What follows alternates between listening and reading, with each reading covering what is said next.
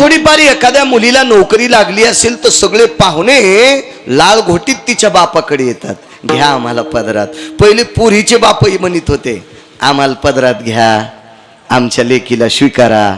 आता पोरायचे बाप लाल घोटीत चांगल्या पोरीकड, शिकलेल्या पोरीकड, पोरीच्या बापाकडं अशी जिभेवर लाल घोटीत चिंचा पाहिल्यावर कशी लाळ येते अशी, तशी लाल घोटीत पोरीचे बाप पण म्हणतात बघा ना आमचा बाबा बरा आहे, ते काय बुट हरपून येत नाही, म्हणजे संध्याकाळी बुट दोन्ही घालून येतोय असं पद्धतशीर सांगतात पोरीचे बाप, पोराचे बाप. आणि मग या सामान्यांकडे जर एवढी आस्था असेल तर प्रत्यक्ष लक्ष्मीचं लग्न म्हणल्यावर किती किती आत्मीयता असेल. प्रत्येकाला वाटत होतं लक्ष्मी मला असावी, प्रत्येकाला. महाराज ज्याच्याकडं सोन्याचं गाव होतं, पहिल्याच 80,000 बायका होत्या, त्याला पण पुन्हा वाटत होती मला लक्ष्मी असावी. त्याचं नाव रावण. विठाला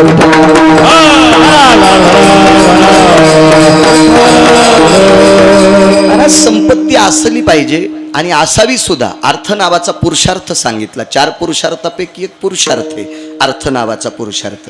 एक सांगू का तुम्हाला, मला असं वाटतं पैशाच्या विरोधात कानपिचके हाणणाऱ्याने जर पुराण वाचले पाहिजे भैयासाहेब. बाप जर मेला असेल ना तर 10व्याच्या दिवशी पिंड पाडीत असते. पिंड पिंड पुढे पुढे सरका जरा जरा, पिंड पाडत असते. नाही ठुली तर ते पिंडाचा विधी पूर्ण होईल का? नाही. मग बापाला मोक्ष मिळेल का? नाही. त्याच्यासाठी त्या काळात कमी पण असतील तरी तितके पण रुपये, हिरण्य मुद्रा जाऊ द्या, सुवर्ण मुद्रा जाऊ द्या, ही फक्त आपल्या मंत्रातच असते. हिरण्य मुद्राम समर्पयामी हेम पुष्पम. सात सोन्याची फुलं का आपण मंत्रात म्हणतो, ताकद येते वेद मंत्रामध्ये. पण पूर्वीच्या काळात एक आदला का होत नाही पाण्यात बुडून त्या पिंडावर ठेवत होते, त्यावेळेला मोक्षाला आरूढ अधिष्ठान प्राप्त होत होतं. म्हणजे पैशाच्या विरोधात गप्पा करणाऱ्याला जरा भानावर आलं पाहिजे. विठाला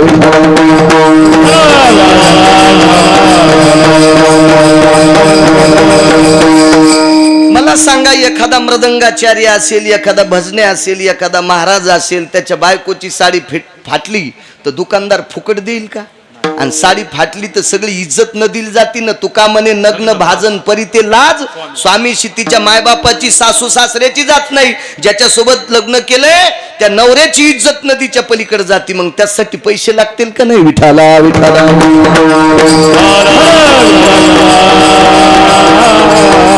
या पैशासाठी प्रत्येक बेजार आहे. आणि त्या पैशाची मालकीने लक्ष्मी.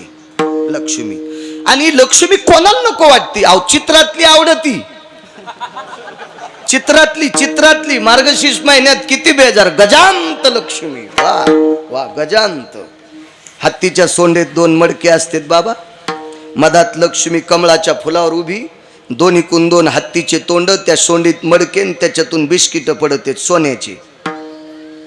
तिला गजांत लक्ष्मी म्हणायचो. गजांत लक्ष्मी. असे कमला, विमला, वज्रेश्वरी, कामेश्वरी, प्राणेश्वरी. आता त्या हवनात तुम्ही ऐकलंच असेल. आता मी डबल त्याचं रिव्हिजन कशाला? विठाला.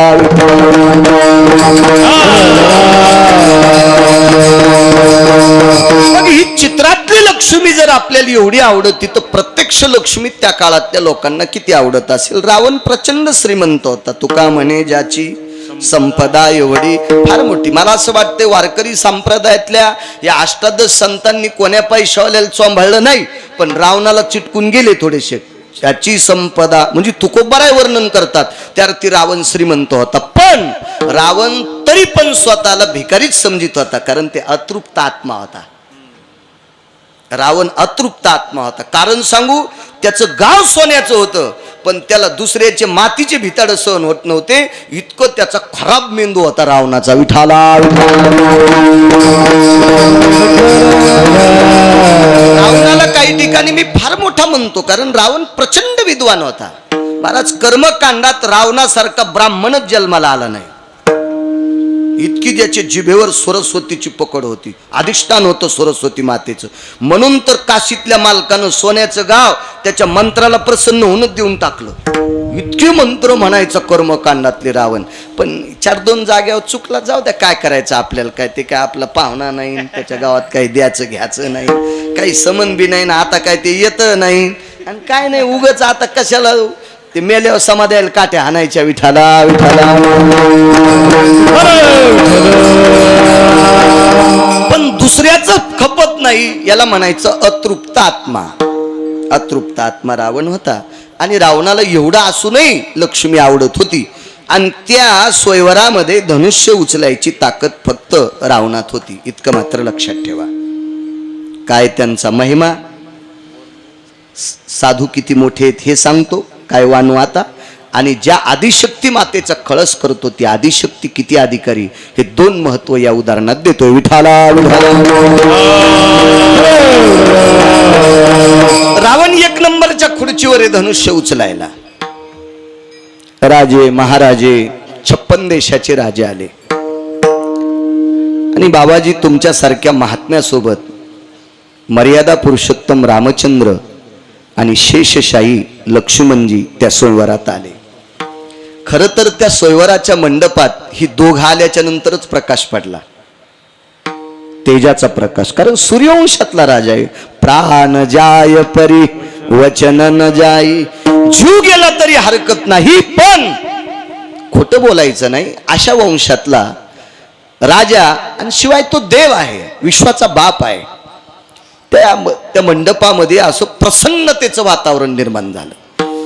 सगळी जण यती योगी जपी तपी सिद्ध पाहत होते. दशरथ नंदन आलेलेत, आज राजाचे नातू आलेलेत, अयोध्येचे नरेशांचे सुपुत्र आलेलेत, असे सगळे मोठ्या प्रसन्नतेनं पाहत होते.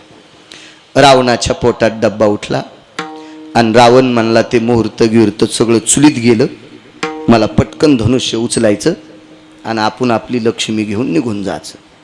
आता रावणाच्या पुढं मला असं वाटतंय राजा जनकाचंही चलत नसावा. रावण फार मोठा रावण होता ना, श्रीमंत रावण होता, मोठा रावण होता, मोठा. प्रचंड सेना, पैसा, आदला, सगळ्या काही गोष्टी त्याच्याकडे होत्या. आणि आजही मोठ्या लोकांना किंमतच असती, किंमत असती. तुमच्या राजकारणात भैया पैसा संपल्यावर कोणी विचारित का? जब आपने पल्लव में पैसा होए, तब कोई सलाम करे, अपना पैसा निकल गया तो कोई ना मिटा बोले, सब पैसे के भाई हो, सब पैसे के भाई.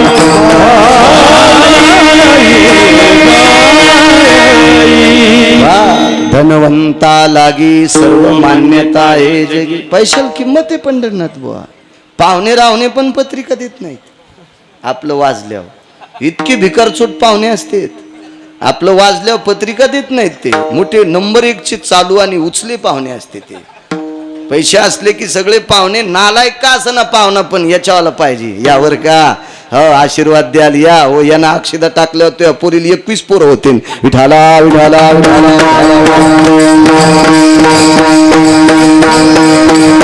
पैशाला किंमत आहे महाराज. अर्थ नावाचा पुरुषार्थ सांगितला. रावण प्रभावशाली होता आणि रावण उठलेला आहे. रावण उठल्याच्या नंतर नाराज तिथं 9 लोक झाले. पुरुषापैकी 9 लोक नाराज झाले आणि स्त्रियापैकी 6 स्त्रिया नाराज झाल्या. त्याच्यात एक जनक राजाची पत्नी 6 पैकी आणि एक प्रत्यक्ष लक्ष्मी विकास, दोघी जणी नाराज. बाकीचे घरी गेल्यावर पाहणं, सगळ्या गोळ्या एकट्या घेतल्यावर रिॲक्शन येत असते. 6 महिला नाराज झाल्या बाबाजी आणि 9 पुरुष नाराज झाले की रावण उठला आणि रावण धनुष्य उचलणार आहे. आणि रावणाच्या व्यतिरिक्त लक्ष्मी कोणाला मिळणार नाही.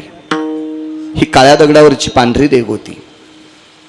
लोक म्हणतात रावणाला धनुष्य उचलत नव्हतं, येडपटवाणी नको बोल जाऊ, वाचून सांग जाय. असे 100-200 धनुष्य भिरभिऱ्यावानी फिरवायची ताकद होती बाबा, भिरभिऱ्यासारखी. कारण धनुष्य हे शिवजींचं होतं, त्याला त्र्यंबक धनुष्य नाव म्हणतात. शिवजी शक्यतो धनुष्य वापरत नव्हते, पण होते त्यांच्याकडे त्र्यंबक धनुष्य. आणि शिवजी ते धनुष्य खांद्याला अडकवायचे. म्हणजे धनुष्य किती जड असेल कल्पना करा. पण ते धनुष्य त्याचा वजन सांभाळायची ताकद शिवजीत होती.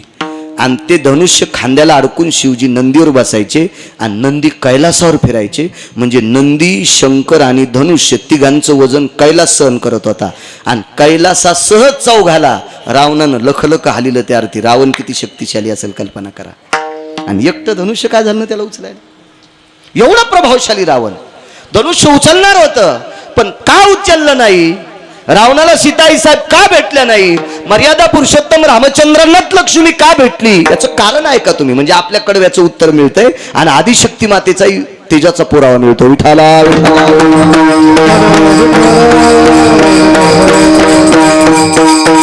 सगळी जण रावणाकडे बघत होते. 9च्या व्यतिरिक्त काही साधू होते. त्याच्यापैकी एका साधूला दुःख वाटलं. बाबा तुमच्यासारखा महात्मा आहे आणि त्या महात्म्याच्या लक्षात आलं लक्ष्मी लंकेशाच्या घरी जाऊ नये. ते महात्मा होते 4 ब्रह्म आहेत त्यापैकी एक शुकयाज्ञवल्क दत्त कपिल मुनी.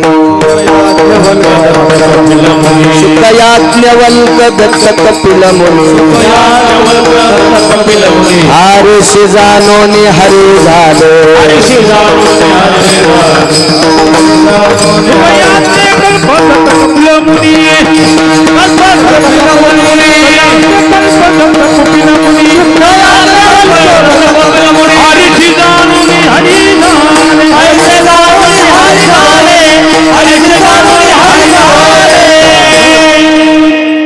मी किती वेळेस म्हणत होतो महिलांना पुढे सरका ना असं. बरं का माई समाधी बांधायची का तिथं. त्या बायका कशा बसत्याल बरं. एक तर तुम्ही गर्दी कशाला करता मला हेच कळत नाही. रातच्या कीर्तनाला तुम्ही अर्धे आले असत्या तर आता इतकी अडचण येत नव्हती ना. एकाच कीर्तनाला इतक्या लोकांनी गर्दी कशाला करायची. सरका पुढे पुढे. त्या मागचे लेकर बाळ घेऊन आल्यात त्या बायका कुठं बसतील बरं. ए चोपदार सरको आहे लक्ष्मी आईल पुढं. नाही इकडच्या नाही आता त्या काय एका एक बसतील का. ह्या रिकाम्या जाग्यात घ्या. सरका आहे कोपऱ्यातल्या. जी सरकणार नाही तिला चिकनगुनिया होईल. हा जगदंबेचा खेळ साधा नाही बरं का माहीन नो. सरका पुढं. विठाला विठाला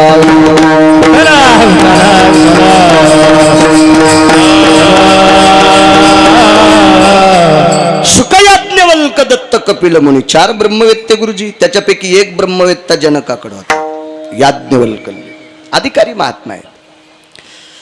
महर्षी याज्ञवल्कल्यांनी पाहिलं ही जगज्जननी सीताई साहेब रावणाकडे शोभत नाही किंवा रावणाला सांभाळायची योग्यता नाही आणि आईसाहेब रावणाला मिळू नये. मग करावं काय. त्यावेळेला महर्षी याज्ञवल्क्यानं तुमच्यासारख्या साधुनी बाबाजी सीताई साहेबांच्या मुखचंद्रमाकडे बघितलं. आईसाहेबांनी साधूकडे बघितलं आणि डोळ्याच्या कडा ओल्या झाल्या. प्रभू गुरुदेव काय अवस्था आहे. मला हे 10 तोंडाचा पती भेटणार नकोय मला. नकोय मला नकोय. महर्षी याज्ञवल्क्यांच्या चरणावर साष्टांग दंडवत घातला आणि गुरुजींनी सांगितलं सीते तुला जर अयोध्या नरेशाचा सुपुत्र मर्यादा पुरुषोत्तम. देवाला पुरुषोत्तम नाव का दिलं असेल 7व्या अवतारात. रामचंद्रांना पुरुषोत्तम. पृथ्वीवर जितके पुरुष आहेत का, पृथ्वीवर जितके देश आहेत का, या सर्व देशात जितके पुरुष आहेत का, या सर्व पुरुषातला उत्तम पुरुष म्हणजे मर्यादा पुरुषोत्तम. रामचंद्रांसारखा उत्तम पुरुष जगात कोणी झाला नाही. कारण संसारात, व्यवहारात, सगळ्या राजकीय क्षेत्रात, सर्व गोष्टीत उत्तम पुरुष. म्हणून मर्यादा पुरुषोत्तम. आता मर्यादा उल्लंघनच झाली नाही म्हणून मर्यादा, पण सर्व पुरुषात उत्तम म्हणजे पुरुषोत्तम. आणि हे जर तुला पाहिजे असतील तर तुला माझं एक ऐकावं लागेल सीते. महाराज सीताई साहेबाच्या पक्क लक्षात होतं साधू शिवाय देव प्राप्त होत नाही. पैठणच्या मालकांनी सांगावा हरि प्राप्ति से उपाय, हरि प्राप्ति से उपाय, हरि प्राप्ति से उपाय, धरावे संताचे ते पाय, धरावे संताचे ते पाय, धरावे संताचे पाय, धरावे संताचे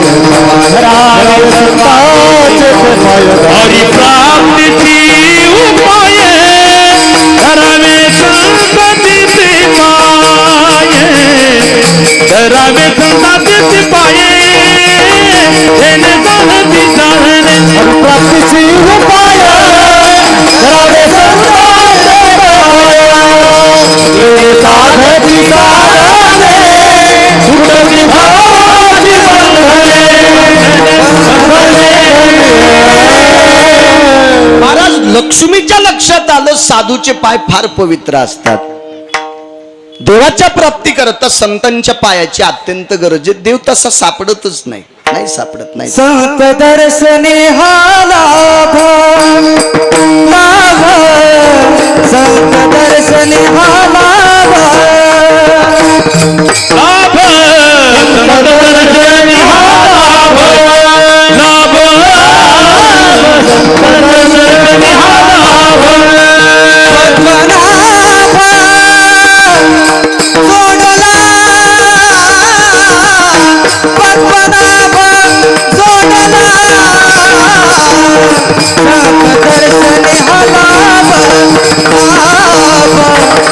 दर्शने हा लाभ, लाभ संत दर्शने हा लाभ.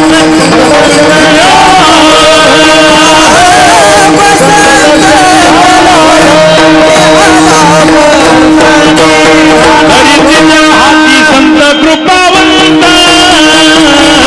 काळी पंढरीनाथ दळा त्यांचा, काळी पंढरीनाथ दळा त्यांचा, हरीच्या हात संत कृपावंत, काळी पंढरीनाथ दळा त्यांचा, काळी पंढरीनाथ दळा त्यांचा.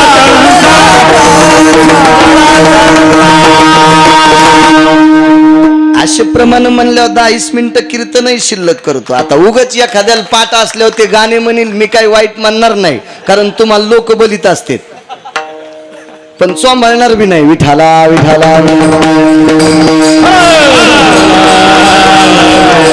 आणि तुमच्यासारख्या कोण गाण्याची अपेक्षा आम्हाला नाहीये, मुळीच नाही. देवानं तुमच्यावर स्वराची कृपा झाली, गंधर्वाची कृपा झाली, तुम्ही गोडचे असे प्रमाण म्हणून मोठमोठ्या फडकऱ्या स्थान मिळवावा, ही माझी सुद्धा इच्छा आहे. विठाला विठाला. पण ते खरं तर मृदंगाचार्याचा, भजन्यांचा आणि कीर्तनकाराचा दोष नाही. तुमच्यातल्या हरामखोर लोकांकडे 2% भंगिऱ्याकडे चुकीचे पैसे झालेत. त्या भडव्यानं परमार्थाचा नाश केलाय हरामखोरायनं. विठाला विठाला.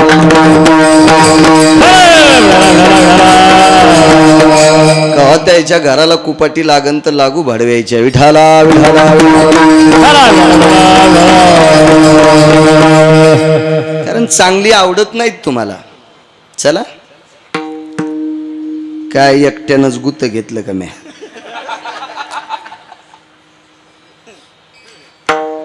साधूचं दर्शन घेतलं बाबा. प्रभू तुमच्या कृपेनं मला प्रभू मिळेल, मला देव मिळेल, मला दशरथ नंदन रामचंद्रपती भेटतील, तुमची कृपा माझ्यावर करा. पण गुरुजी त्या दिवशी साधूनं सांगितलं, बाई माझे पाय धरल्यावर देव भेटतो ग, पण आजचा मंडप जरा वेगळा आहे. या मंडपात माझ्या पायानं देव भेटणार नाही असं मी म्हणणार नाही, पण निस्ता माझ्या पायाच्या बी ताब्यात देव नाही. आजचा देव कोणाच्या तरी ताब्यात आहे. लक्ष्मी आई साहेब म्हणजे सीताई साहेबांनी पंढरीनाथ बुवा सांगितलं, महाराज तुमचे पाय धरल्याच्या नंतर देव भेटतोय. हा पैठणच्या मालकांचा सिद्धांत आहे, ज्ञानोबाराय तुकोबारायचा सिद्धांत आहे, नामदेवराय चोखोबारायचा सिद्धांत आहे, नाथबाबा सावताबाबांचा सिद्धांत आहे. आणि मला आज तुमच्या पायानं रामचंद्र का भेटत नाहीत? भेटतील सीते, सीते तुला भेटतील ग, पण अजून तुला एक काम करावं लागेल. तुला जगदंबेच्या दर्शनाला जावं लागेल, तुला जगदंबेच्या दर्शनाला जावं लागेल बुवा. आणि मग सीताई साहेबांना सांगितलं मीच लक्ष्मी आहे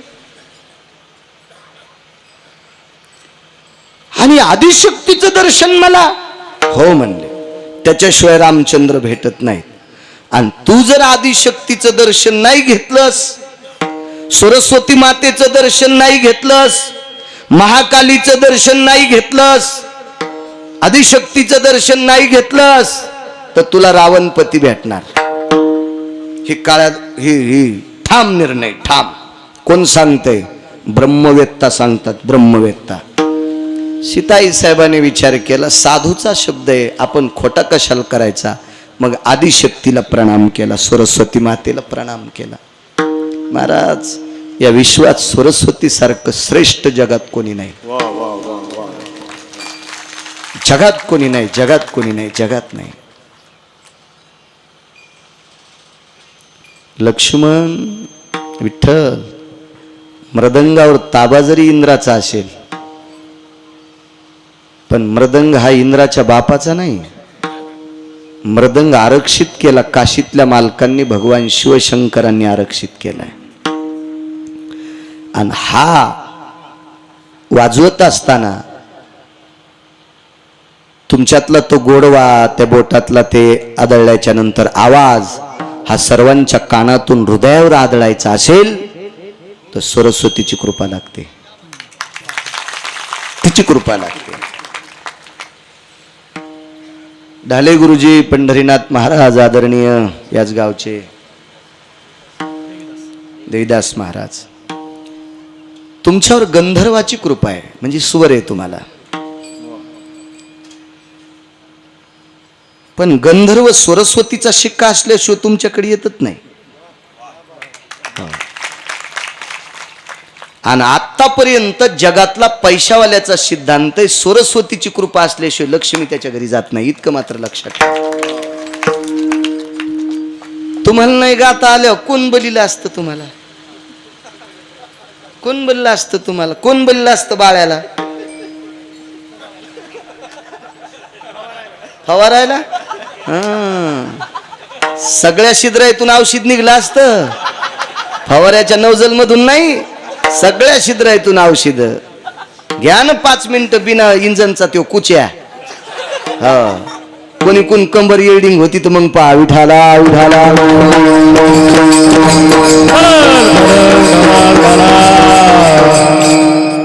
सगळ्यात मोठी कृपा सरस्वतीची.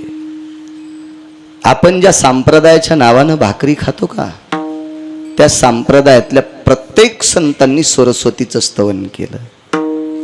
आता अभिनव वाग्विलाशिनी, काय ताकद. नमिला गणपती माऊली सारजा, आता गुरुराया दंडवत, आता गुरुराया दंडवत, आता गुरुराया नमिला गणपती माऊली सारजा,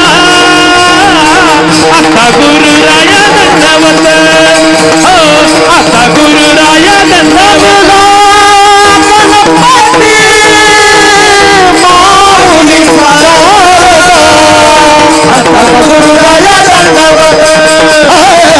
आता गुरुराया दंडवत.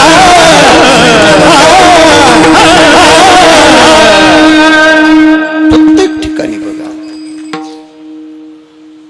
प्रत्येक संतांनी, तुम्ही भागवत पहा, नाथ भागवत पहा, रामायण पहा, महाभारत पहा, शिवपुराण पहा, कुठलंही पुराण पहा, त्याच्यामध्ये सरस्वतीला वंदन केलं आणि भगवान गणेशाला वंदन केलं, सरस्वतीला वंदन केलं. महर्षी याज्ञवल्क्याने साधूने लक्ष्मीला सांगितलं तुला सरस्वतीकडे शरण जावं लागतंय. आणि मग आईसाहेब, सीताई साहेब सरस्वती मातेकडे गेल्या आणि प्रणाम केला. महाराज दोन्ही हात छातीवर ठेवल्याबरोबर सरस्वती मातेचे डोळे भरून आले आणि सरस्वती मातेनं लक्ष्मी मातेला प्रणाम केला. आईसाहेब काय काम आहे आमच्याकडे? आळशाच्या घरी मनानच गंगा यावी असं तुम्ही आमच्याकडे आलात. काय अधिकार आहे सरस्वतीचा?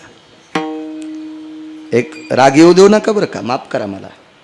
मी काही तुमच्यासाठी शर्ट शिवले नाही, मग रेडीमेड कपड्याचं दुकान आहे आणि मग एका गोळ्या संपल्यात का दुसऱ्याला शर्ट शिवायला. पण उग एखादा म्हणील माल टाचका मारला. एक लक्षात ठेवा, सरस्वतीची कृपा असली की आपल्याकडे पैसे येत असतात, म्हणजे लक्ष्मी येत असती. पण ज्या दिवशी तुम्हाला प्राप्त झालेलं गायन जर चुकीच्या ठिकाणी वापरलं, तुम्हाला प्राप्त झालेले मृदंगाचे बोल जर तुम्ही ढोलकी वाजिली, तर त्या दिवशी लक्ष्मी सांगती ह्या फुकण्याचं वाजून टाक. सरस्वती सांगती बरं, सरस्वती सांगती मी नाईलाजानं याच्याकडे गेले आरामखोराकड, पण हा चांगला राहिला नाही, आता तू जाऊ नको. पंढरनाथ भाऊ, आपल्या जोडली लक्ष्मी गेल्यावर काय राहतं मग?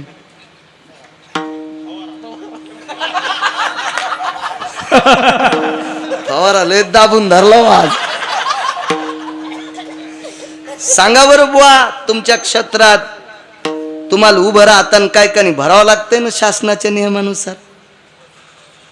ते फॉर्म तर असतोच, पण ते काहीतरी असते ना, डिपॉझिट आहे का नाही? हो. आणि तिथं जर पळसाचे पानं दिले तर तहसील मध्ये, हा इतकी लक्ष्मी प्रविष्ट, इतकी प्रविष्ट. पण सरस्वतीच्या कृपेशिवाय थांबत नाही. हा, सरस्वतीच्या कृपेश तुम्हाला सांगतो, काही काही लोकांवर इतकी सरस्वतीची कृपा, पण पत्र खालीवरी करणं होईनच, भडवे चुका करतेत. म्हणून विठाला विठाला.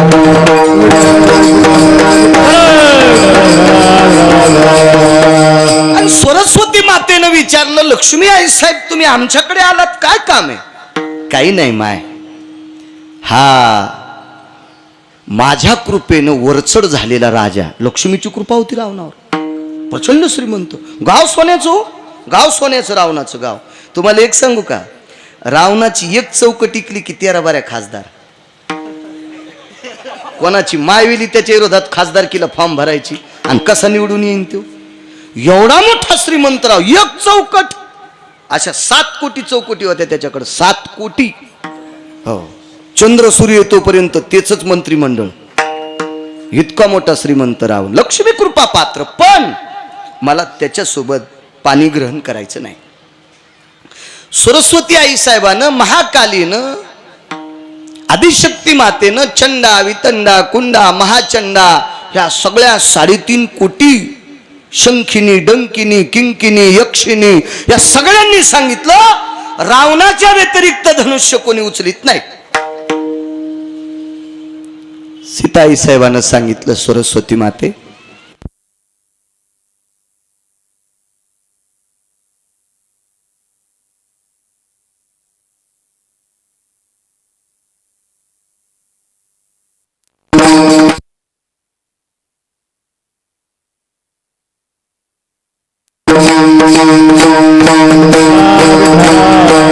पुंडलीक वरदा श्री ज्ञानदेव बोल भवानी माता की, छत्रपती शिवाजी महाराज की, नमः पार्वते पते हर हर हर हर.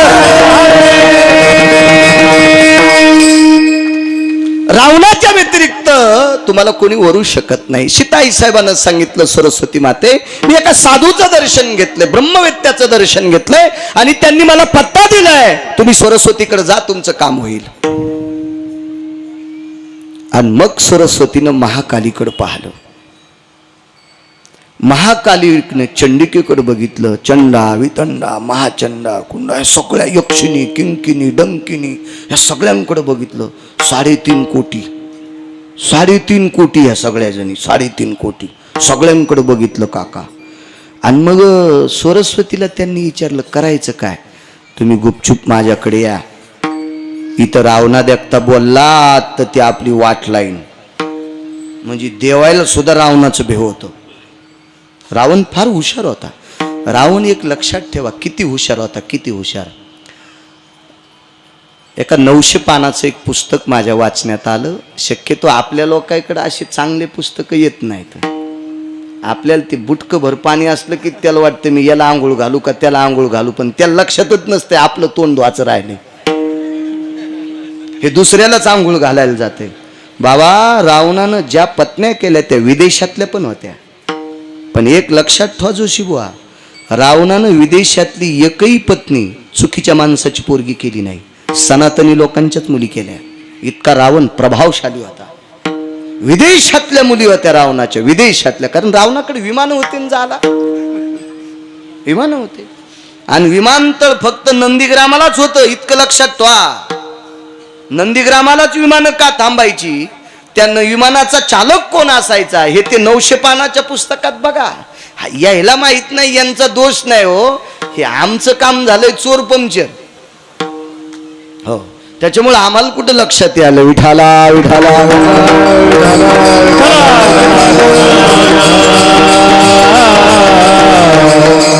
या विमानाचं काय नाही, हे माझ्याजवळ आलं तर मला आंधळ करीन. याचं काय विमानाचं, याचं काय खरं असते. हे आता पोराय सोरायकडे बी खेळायला झाले ते बेरबेर. याचं काय विषय नाही. आता याचं काय उद्रेक होईल ते देव जाणे. पण नंदीग्रामाला विमानतळ होतं. फार हुशार रावण.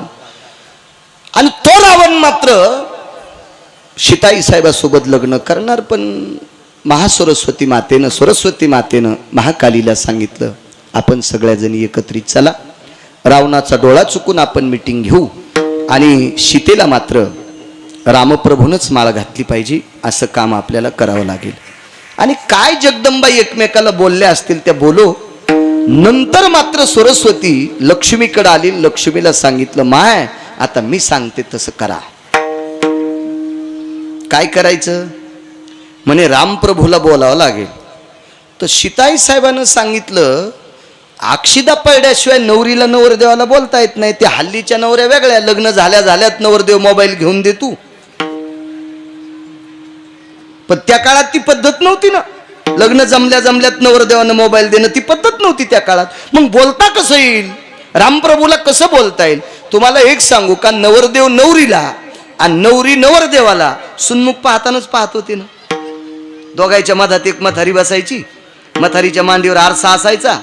आणि त्यावेळेला मग त्या दोन्ही आरशात ती घ्यायचे तोंड दिसायचे. इकून नवरीचं, इकून नवरदेवाचं, मधात म्हातारीचं. नवरदेवाला म्हातारीचं तोंड कुठं दिसत होतं, कारण ती गालं बसलेले आणि ते त्याला ती कुरकुलेवानी गालाची दिसत होती. त्याला ती मधलं त्या चेहरा दिसतच नव्हता ना. पण मधात म्हातारीच बसली पाहिजे सुन्मुख पाहाला. तुम्ही अशा उचूच गालावाल्या बस जाऊ नका, अशा येड्यावानी करी जाऊ नका. तुम्ही आपल्या संस्कृतीचं मात्र, तुम्हाला राग आला तुम्हाला तालुक्यात येऊ देऊ नका. तुम्हाला 30 गाव पठ्ठ्याल 36 गाव, मी काय भिकार चोट नाही. विठाला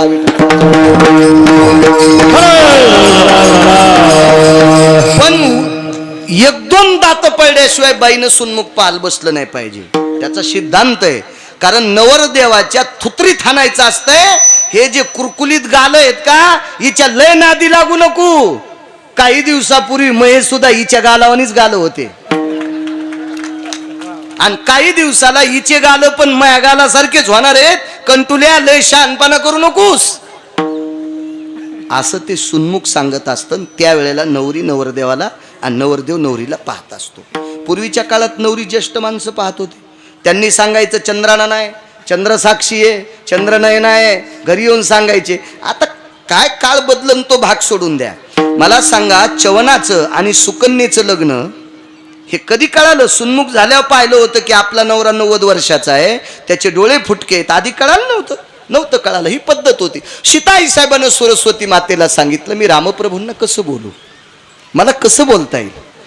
सरस्वती मातेनं सांगितलं, आता ते तुमचा प्रश्न आहे. तुम्हाला कोणाशी काय संवाद करायचे असतील, संवाद करायचा असेल तो करा, पण तिथपर्यंत आमच्या ह्या चिठ्ठीचा निरोप पाठवा. आणि मग महर्षी याज्ञवल्क्यांचे पुन्हा पाय धरले गुरुवर्यांचे. गुरुवर्यांना सांगितलं, सरस्वतीनं असा संदेश दिलाय, हा संदेश रामप्रभूपर्यंत पोचायचा. आणि महर्षी याज्ञवल्क्य प्रभू रामचंद्राला चंदन लावण्याकरता गेले. अक्षदंच महत्पुण्यम पवित्र पापनाशना, चंदनंच महत्पुण्यम पवित्र पापनाशन, ललाटं प्रपटले भयस्थिता भय जायो ललाट सर्वस्थितानां, श्रुतिशास्त्राभो वेदां भूषितं सर्वाय निशापति दिनपतियो सर्वशास्त्रा प्रदायिनो, येति रक्तांबरो सर्वस्थितां ललाटं प्रदायिनी नमः. विठला विठला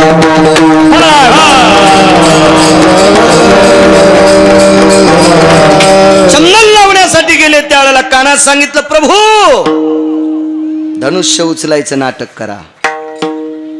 धनुष्य उचलायचं नाटक करा, हे तुम्हाला धनुष्य उचलेल. वा, मर्यादा पुरुषोत्तम रामचंद्रांनी सांगितलं, गुरुवर्य धनुष्य तुमच्या कृपेने मी उचलील, त्याबद्दल दुमत नाही, पण पहिल्या क्रमांकाच्या खुर्चीवर रावण आहे, आता करायचं कसं? आणि ते काय आपला नंबर लागू देणार नाही, ते पहिल्यांदा तेच उचलीन आणि त्याला धनुष्य उचलते, आपल्याला माहिती आहे.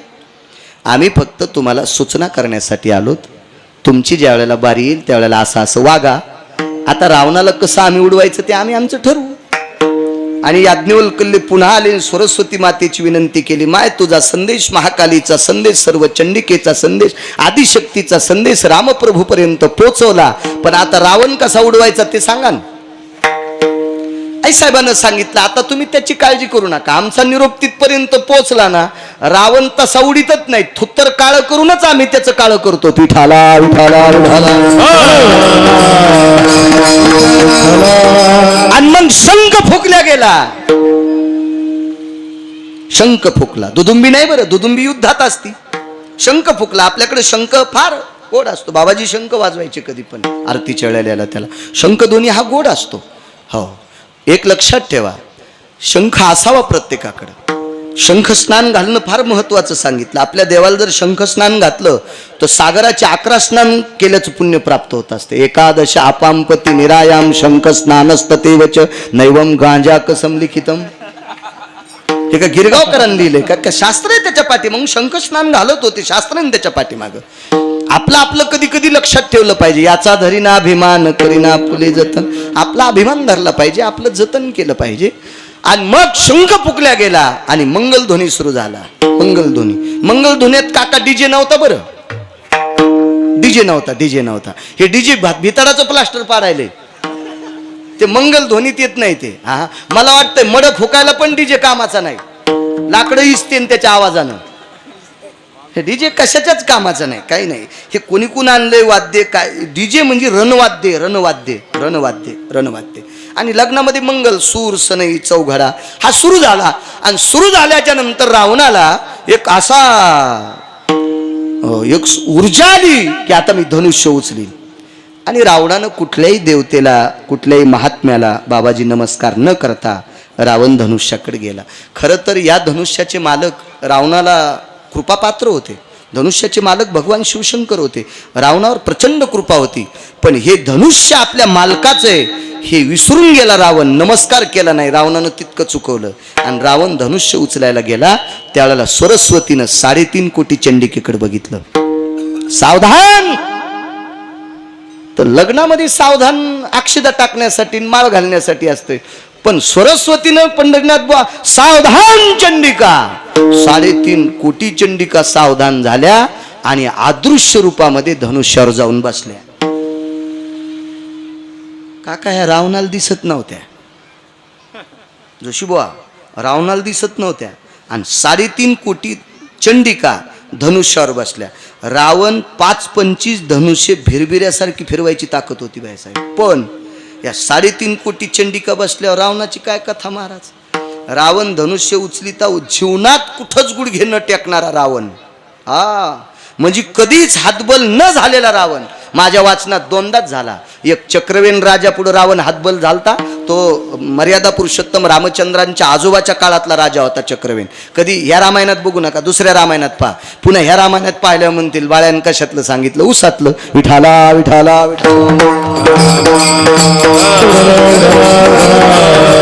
चक्रवेन राजाच्या पुढे गुडघे टेकले ना. आज धनुष्या पुढे गुडघे टेकायची वेळ आली. रावणाने विचार केला धनुष्य जरा बेजारी करायचे लक्ष देते. पण रावण म्हणला गुडघे जरी टेकले तरी धनुष्य उचलल्याशिवाय राहत नाही. गावरान बैल माहितीत ना तुम्हाला. गावरान हळदीची गाडी जर चढायला लागली, हळदीचे पोटे टाकले गट्टूचे, चढायला लागली, हे रे तिरुवांना गाडी हाणली कधी, उगीच अशाच हाणल्या गाड्या.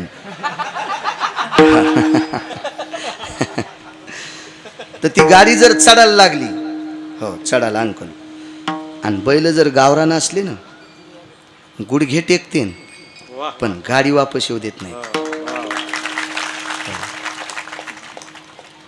मग गावरान बैलाला जरी इतकी किंमत असेल तर गावरान माणसाला किती असेल यासाठी नका का टाळ्या. हा, गावरान म्हणजे जुनं. गावरान म्हणजे जुनं जुनं जुनं जुनं देशी देशी गोष्टीला किंमतच असते. फार मोठं नाविन्य आहे देशी गोष्टीला. देशी मी शिशीतली नाही म्हणत बरं. हे लोक अपभ्रंश करते. हे कॅमेरावाले जरा सावधान, लावताना इस्तू माया कष्ट्याला. हो, चांगल्या तुपाला कोणतं नाव होतं? देशी तूप. गावरान तूप, देशी तूप. ही स्वदेशी वस्तू आहे. आता तुम्ही ती तुम्हाला ती दुसरं दिसत त्याला करा काय? चोराच्या मनात चालणं. विठाला विठाला विठाला.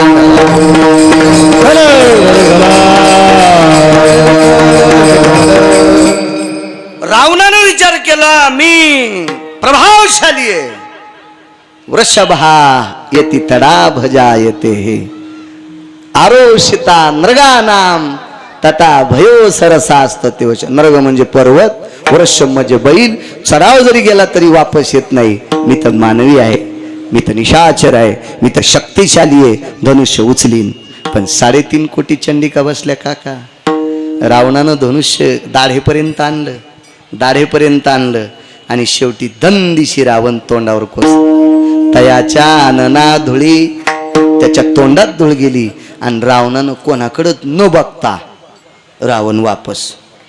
आता रावण तोंडावर पडल्यावर बाकीचे राजे होते का? दुसऱ्या तिसऱ्या चौथ्या पाचव्या 6व्या 7व्या 100व्या 150 खुर्चीवर बसलेले यायना आपले उपरने झटकिले की निघाले. तर तिथं याज्ञवल्क्य म्हणले राजेसाहेब बसा ना. नाही म्हणले तुम्हाला धनुष्य नाही उचलायचं का? नाही म्हणले आपण सोयीवर पाहायला आलतो. ती रावणाची फजिती झाल्यावर यायनं बसल्या बसल्याच कष्ट सुटले होते. पुन्हा खोसले आणि निघाले घराच्या वाटानं. तर याज्ञवल्क्य म्हणले मग सोयीवर पाहायला चालते ना, तर मग सोयीवर बी पाहा जेवण बी जाणं आता. नाही म्हणले वा रावणाची ही फजिती तर आपल्याला काय जेवण पचायचं? पचत म्हणले चांगल्याचं लग्न पहा, कचून खा विठाला.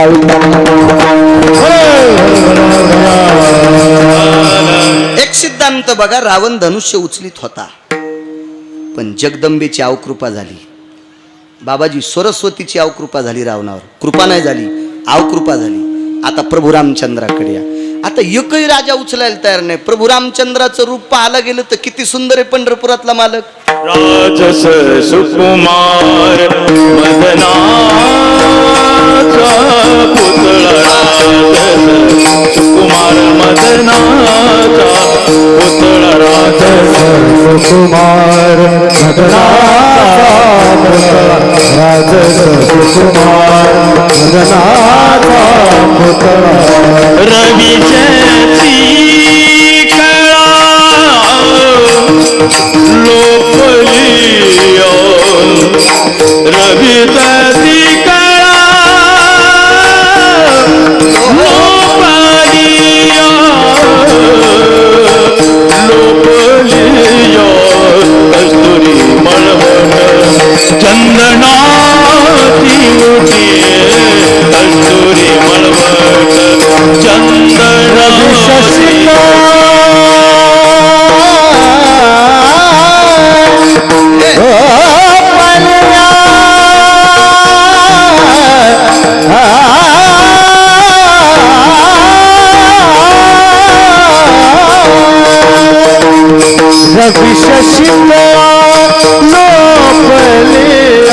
कस्तुरी मळवट चंदनाची उठी, कस्तुरी मळवट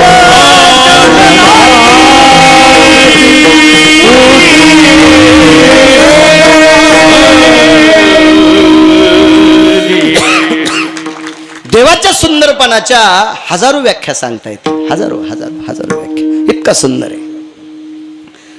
त्याचे हात किती सुंदर असतील. माल्याधिनी पुष्पाधिनी आरक्त भय पारणीयाम. पारणी म्हणजे हात. पुष्पाच्या पाकळ्याला लाजवील इतके कोमल हात बाबाजी देवाचे. आणि धनुष्य उचलायचं इतकं जड. सीतेचं अंतःकरण तुटलं आणि सरस्वती मातेकडे पाहिलं. आई साहेब रावणाची ती कथा झाली, देवाची कथा काय होईल? सरस्वतीनं सांगितलं मी दिलेला निरोप याज्ञवल्क्यांनी पोचवलाय ना रामचंद्रांकडे.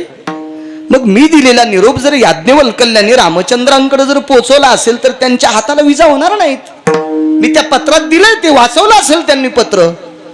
मग मर्यादा पुरुषोत्तम रामचंद्रांकडे सीताई साहेब पाहत होत्या. हार हातात होता असा, हार हातात होता.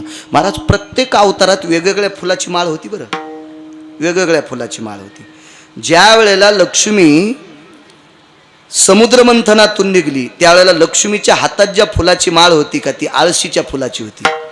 आळशी म्हणजे जवस, जवसाची फुलं शेतकऱ्याला कळत असते. आणि जवस तुमच्या रोडकून येणाऱ्या रानावर येत नसते.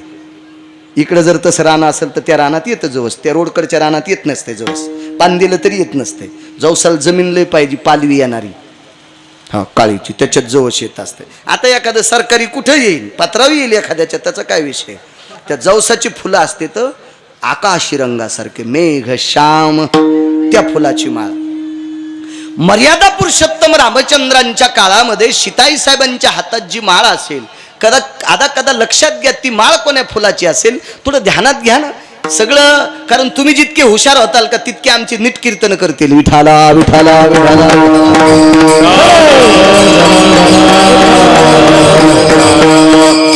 रुक्मिणी आई साहेब द्वापार युगामध्ये भगवान श्रीकृष्ण परमात्म्याला ज्या वेळेला लग्न मंडपात वरमाला घालतात त्यावेळेला ती वेगळ्या फुलाची माळ होती. माला वेगवेगळ्या आहेत, वेगवेगळ्या माला आहेत, वेगवेगळ्या माला आहेत. आपल्याकडे बदल होतो. माझ्या लहानपणी प्लॅस्टिकच्याच माळी होत्या, त्या झिरमळ्याच्या, त्या प्लॅस्टिकच्या नवरदेव नवरीला. आता तरातराच्या माळा वेगवेगळ्या नाना प्रकारच्या. चला असू द्या. मला वाटतं त्याही वेळात प्रत्येक अवतारात वेगवेगळी भिन्नता होती. काही अवतारात तर लग्नच झालं नाही. वामन अवतारात भगवंताचं लग्नच नाही, पण लक्ष्मी सोबत होती बरं. वामन अवतारात लग्न झालं नाही पण लक्ष्मी सोबत होती. एक जण म्हणला महाराज गोळ्या संपल्या का हो तुमच्या. मग वामन अवतारात लग्नच झालं नाही, लक्ष्मी कुठे होती. या छत्रीची अधिष्ठाने रमातीय पाव. छत्रीचा अधिष्ठान, छत्रीच्या स्वरूपात लक्ष्मी होती. विठाला विठाला विठाला.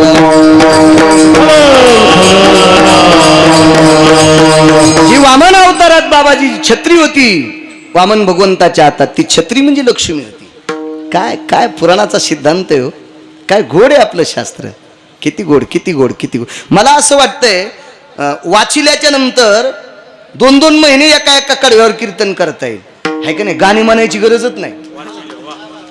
गाणी म्हणायची गरजच नाही. सटाक्या सुटाक्या सांगायची गरजच नाही. यमाची बदके खाचीच गरज नाही. विठाला विठाला.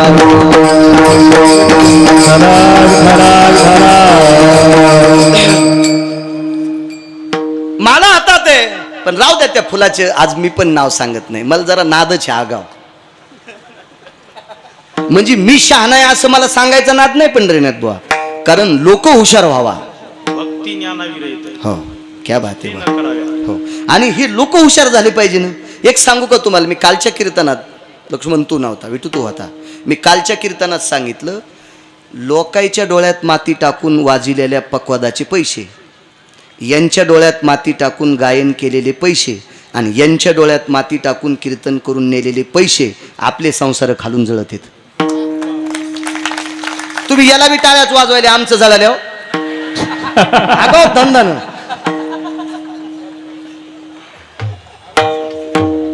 काका याला कारणीभूत आपण आहेत महाराज. आपण कारणीभूत आहेत, आपण कारणीभूत.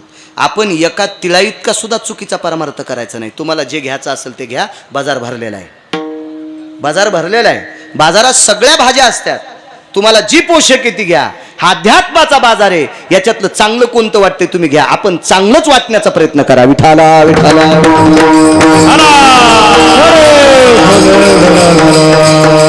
तुम्ही अजून बघा काही वारकरी संप्रदायातल्या निष्ठावंत लोकांच्या कीर्तनामध्ये काही काही लोकांना बसा वाटत नाही, लोकांना आवडत नाही. जांभळ्या देतील काही देतील, पण लक्षात घ्या त्या कीर्तनात देव बसतोय. त्या कीर्तनाला ज्ञानोबराय तुकोबरायची मान्यता असते, इतकं लक्षात घ्या. आणि मग हसीन मजा तमाशात कोणता कमी आहे. आणि तुमच्या मोबाईल मध्ये कमी जोक आहेत का. कपडे सोडून हसतान. कीर्तनकाराकडून कशाला अपेक्षा करता त्या जोकची. तुम्ही कशाला अपेक्षा करता. ती चुकीच्या गोष्टी आहेत. नका नका ते करू. आईसाहेबांनी हातामध्ये माला घेतलेली आहे आणि प्रभूकडे पाहतात. प्रभूने एकदा बघितलं आणि काय डोळ्यातून संकेत दिला असेल शे ते काळजी करू नको, मला सरस्वतीचा निरोप मिळालाय, मी निश्चित धनुष्य उचली. काय निरोप होता.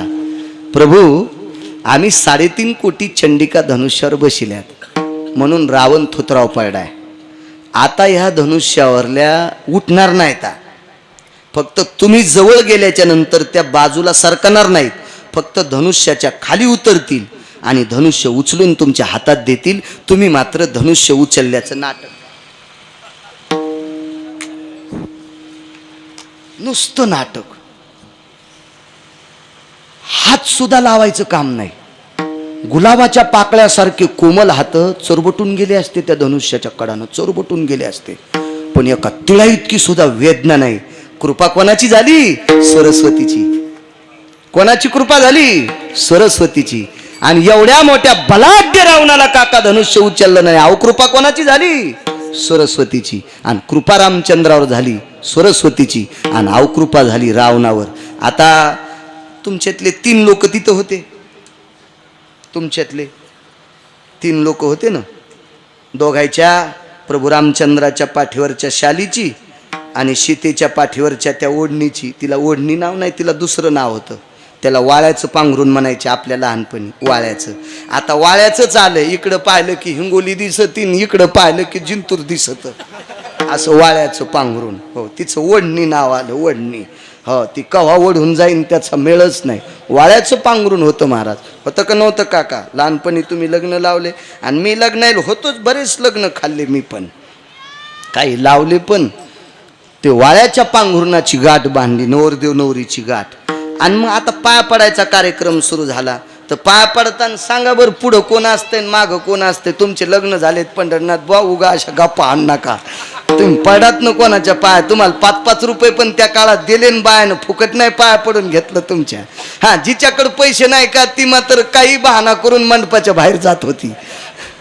ते बहाणा आता सांगत नाही. आता माय केस पिकलेत त्याच्यामुळे आता ते न गजून. नाही पहिलं सांगायचं जास्त. आता मी बराच म्हातारा झालो, 30-35% केस पिकले. आता ते कशाला सांगायचे? 5 गोष्टी विठाला विठाला. जाऊ द्या, कोणी पुढं असू द्या, काय विषय नाही. पण आज मात्र सीताई साहेबांनी प्रभू रामचंद्राचा पदर ओढलाय, तुम्ही बांधलेल्या गाठीचा. आणि मर्यादा पुरुषोत्तम रामचंद्रांनी सांगितलं, सीते कोणाच्या दर्शनाकरता जायचंय? साधूचं दर्शन घ्यायचंय, साधूचं दर्शन घ्यायचं. तर मर्यादा पुरुषोत्तम रामचंद्रांनी सांगितलं आपण सरस्वतीला नमस्कार करू. तर सीतेनं सांगितलं, सरस्वती ही मला तुमची भेट सरस्वतीनं करून दिली, याबद्दल दुमत नाही.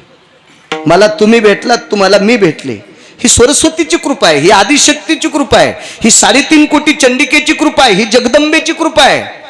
पण ही सरस्वतीच्या हातात शक्ती होती मला माझी आणि तुमची भेट करून द्यायची. हे गुण मात्र साधूकडनं मिळालं. त्या साधूचं नाव आहे महर्षी याज्ञवल्क्य.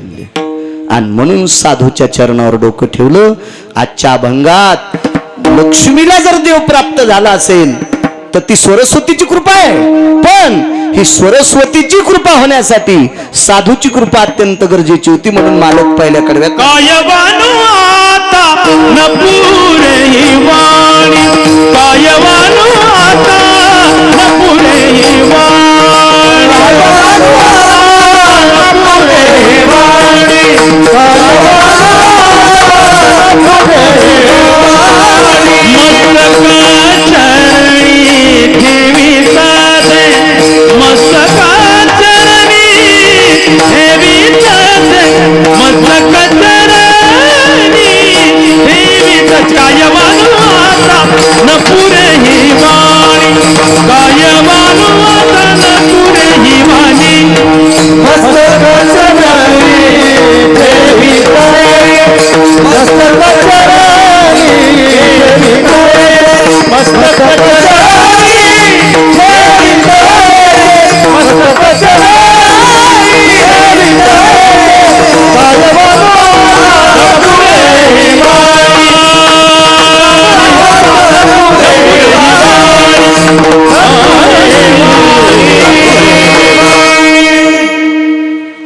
खुर्च्याचे पैसे दिल्यावर तुम्ही 7-8 आगाव टाकतात का तशा टेम्पूत?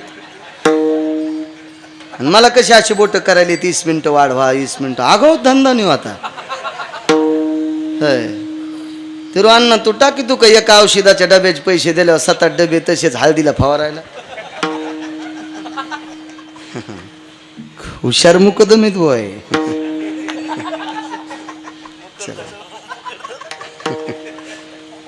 नाही कीर्तन कमी मला करा वाटत नाही, करणारे नाही. काय असतंय आपल्याला बोलायचं ठीक आहे, पण तुम्हा गावकरी मंडळींना एवढा समाज जीव घालायचा आहे हा महत्त्वाचा विषय असतो. त्याला काय मला काय माझं का मीटर जळण का काय. मला 4 फेब्रुवारी 2019ला मला याच्यासाठीच वाचिले. मी 4.5 तासानं जिवंत घोषित झालो. नाहीत मला टीव्हीला पट्टी आली ती गिरगावकर गेला म्हणून. हो तेव्हापासून बसून कीर्तन करत होतो. आता नर्मदा मैयाची कृपा झाली तेव्हापासून उभं राहून कीर्तन होतं. विठाला विठाला विठाला. जाऊ द्या माझ्या जगदंबेचा एक पुरावा सांगतो तुम्हाला. जगदंबेचा ह्या नवरात्रात नुसते भेंडर खाण्यासाठी साबुदाणा हे फराळाचं खाण्यासाठी उपास नसते. जगदंबेचं अधिष्ठान काय, काय योग्यता आहे जगदंबेची. माझ्या माईंनो माझ्या लहानपणी एक मन होती, वल्या झाडाला आग लावी ती, हिला जगदंबा म्हणायचं. फार तेज. वेदमंत्रामध्ये गायत्री मंत्र हा सर्वश्रेष्ठ मंत्र. गायत्री मंत्र हा सर्वश्रेष्ठ मंत्र. याच्यामध्ये जगदंबेच्या अनुषंगानं उच्चारलेली जी मंत्र आहेत ही सिद्ध मंत्र आहेत.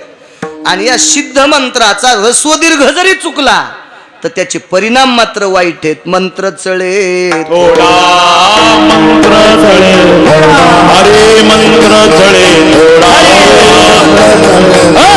परिधनची होय वेढा, परिधनची होय वेढा, परिधनची होय वेढा, परिधनची होय वेढा, परिधनची होय वेढा, परिधनची होय वेढा. मंत्र चळे थोडा, परिधनची होय वेढा, परिधनची होय वेढा, परिधनची होय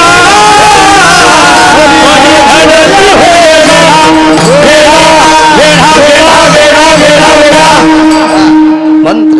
एक माहिती आहे, भार्यावयोस्ति रक्षन्ति यानाम मम भार्यास्ति रक्षन्ति सता यत् पुनित कालाम्बवजयो तत भार्या यत भक्षन्ति मृत्युसारास्ततेव च.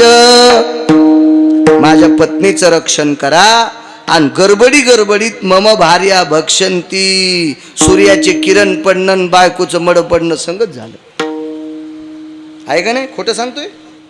इतका मोठा पुरुषार्थ. जगदंबेला इतकं सोपं समजू नका. आपण जगदंबा कृपा पात्र नाहीत.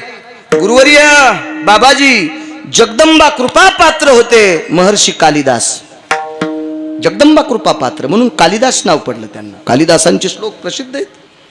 हो कालिदास हे जगदंबा कृपा पात्र होते. पण कालिदासाच्या हाताने जगदंबेची आराधना करत असताना काही वेळापुरता प्रसंग टळल्यामुळं कालिदास जगदंबेची साधना चुकल्याच्या नंतर कालिदासाला कुष्ठ होतोय. पुनश्च भगवान शिवजीची आराधना केली, शिवजीला प्रसन्न केलं, आदिशक्ती मातेला आमंत्रित केलं, कालिदासाचं शरीर पूर्ववत झालं. ही अवस्था. ऐका पुढे 2 महत्व सांगतो. मा जगदंबेचा अधिकार किती मोठा आणि साधू किती मोठा. जरा वेगात सांगतो मात्र वेगात.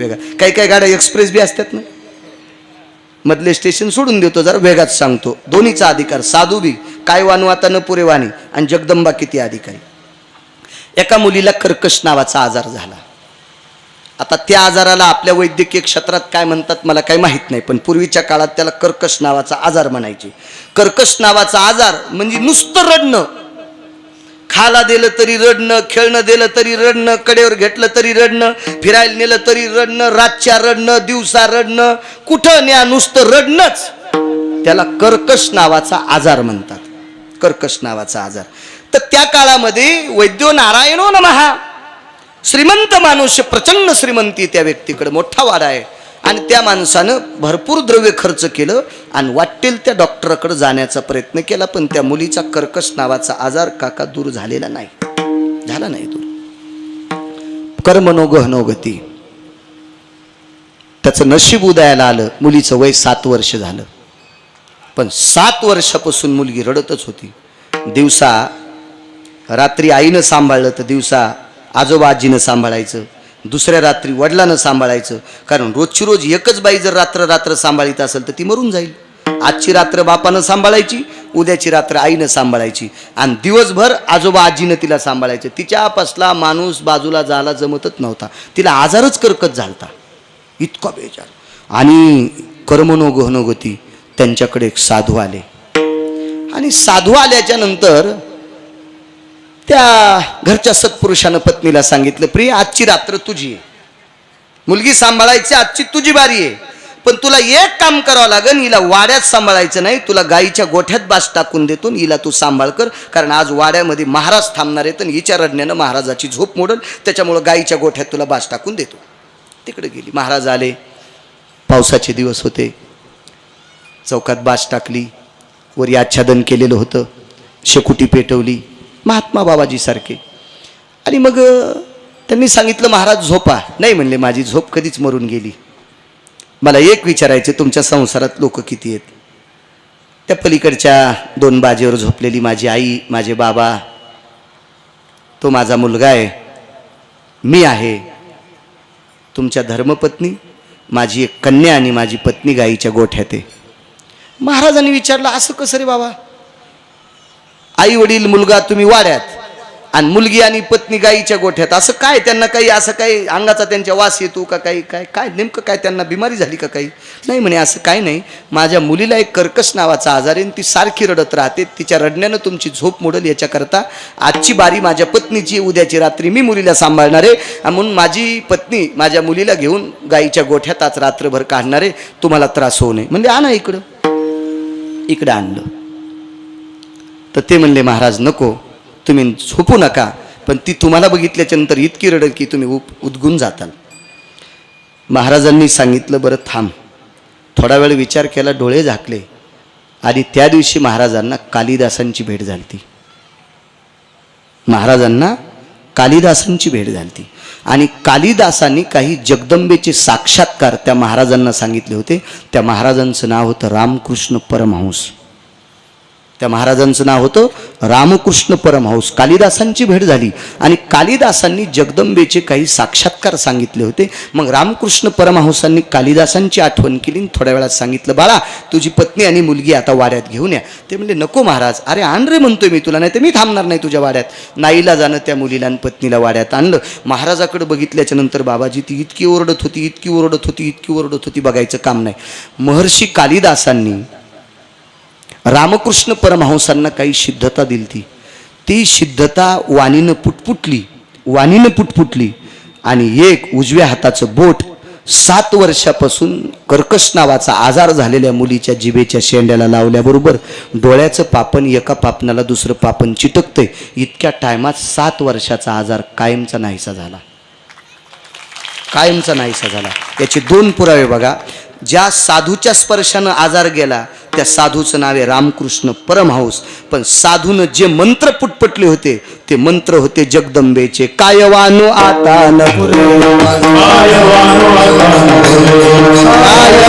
आता न पुरे,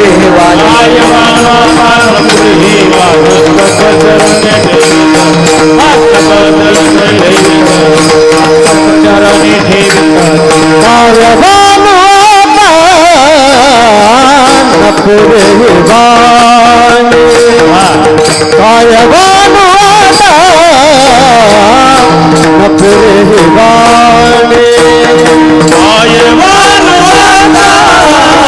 आता पुरे वाणी कायवानो आता पुरे वाणी मस्तक चरणी पुरे वाणी